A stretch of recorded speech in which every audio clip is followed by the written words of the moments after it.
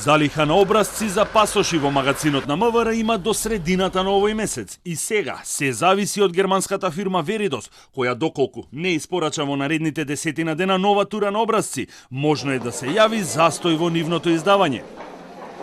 Од Министерството велат дека имаат константна комуникација со германската фирма, па затоа очекуваат континуирана испорака на образци за сите типови на лични документи, но сепак не може да прецизираат датум. Од таму додаваат дека во моментов има доволна залиха на образци за лични карти и возачки дозволи. Лични карти има, согласно податоците што ги имаме од магазинот за лични документи и спрема планот тие ќе се доставуваат навремено во наредниот период.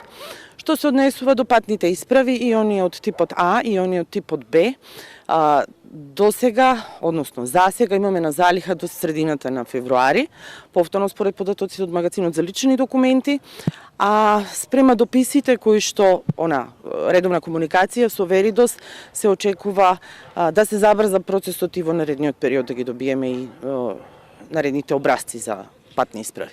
Од друга страна, техничкиот министер Наке Чулев на пресконференција одржана во средата кажа дека не е оптимист за брзината на испораката и смета дека образците за пасошите би стигнале кон крајот на идниот месец, што само по себе значи застој при издавањето. Согласно планот на Министерството за внатрешни работи и тоа лоша анализа која што била направена, патните исправи треба да стигнат дури крајот на март.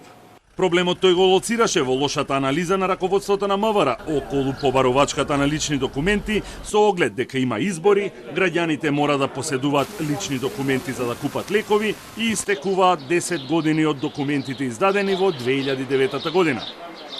Чулев соопшти дека тој ја задолжил внатрешната контрола која треба да утврди дали последниот тендер за набавка на образци за лични документи е спроведен законски.